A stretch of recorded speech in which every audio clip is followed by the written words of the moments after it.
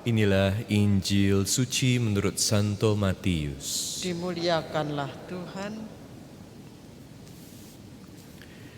Inilah silsilah Yesus Kristus, anak Daud, anak Abraham. Abraham memperanakan Ishak, Ishak memperanakan Yakub, Yakub memperanakan Yehuda dan saudara-saudaranya. Yehuda memperanakan Peres dan Zerah dari Tamar.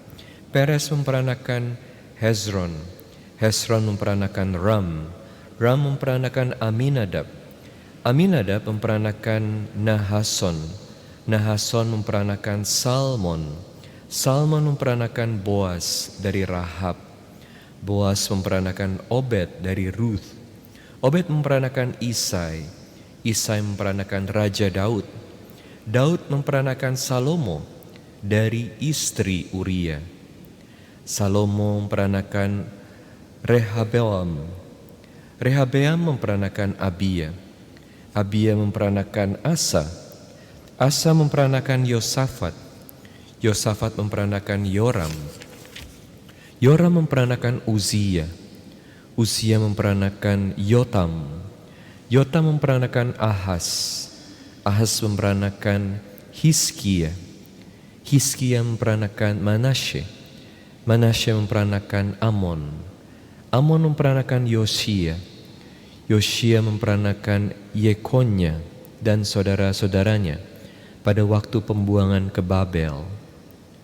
Sesudah pembuangan ke Babel, Yekonya memperanakan Sealtiel, Sealtiel memperanakan Zerubabel, Zerubabel memperanakan Abihud, Abihud memperanakan Eliakim, Eliakim memperanakan Azor, Azor memperanakan Zadok, Zadok memperanakan Akhim, Akhim memperanakan Eliud, Eliud memperanakan Eleazar, Eleazar memperanakan Matan, Matan memperanakan Yakub, Yakub memperanakan Yusuf, suami Maria, yang melahirkan Yesus yang disebut Kristus.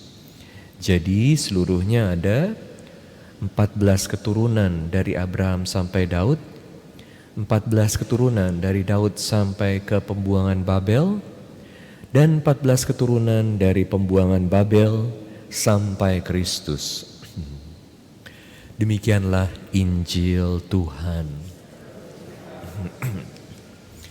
Saudara-saudari sekalian terkasih dalam Kristus, hari ini kita mendengar silsilah dari Yesus. Sebetulnya ini adalah silsilah dari Santo Yosef. Apa yang kita bisa pelajari dari Injil hari ini? Kita diingatkan bahwa Yesus ini sungguh memasuki kehidupan manusia, memasuki sejarah manusia. Dan kita sebagai manusia melihat bagaimana Yesus sungguh hadir bersama kita. Yesus menjadi manusia, dan menjadi manusia ini artinya hidup di dalam sejarah. Kita semua masing-masing juga punya sejarah. Kita belajar dari Injil hari ini bahwa kalau kita manusia itu pandangannya pendek, terbatas. Kita nggak tahu apa yang akan terjadi 100 tahun dari keturunan kita, 200 tahun lagi dari keturunan kita.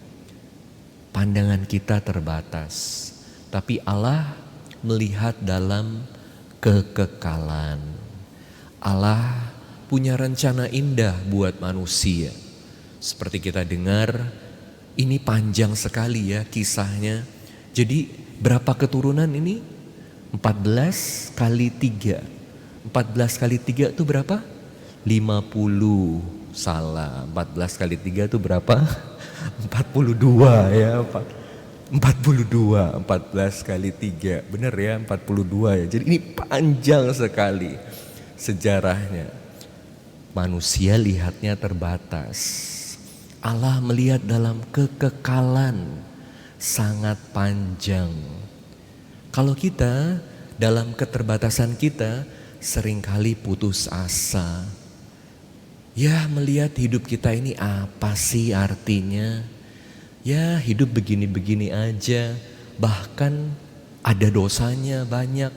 Tapi di mata Tuhan, kalau kita terus setia kepada Tuhan, Tuhan juga bisa menggunakan hidup yang sederhana, bahkan yang dipandang oleh sesama kita manusia, hidup yang tidak baik, sebagai bagian dari rencana keselamatan Tuhan. Misalnya, di sini kita mendengar Daud. Anaknya Daud siapa? Salomo. Salomo ini didapat oleh Daud dari istrinya siapa? Uria. Jadi ternyata mamanya Salomo ini adalah istrinya Uria. Istrinya Uria itu siapa? Batsheba.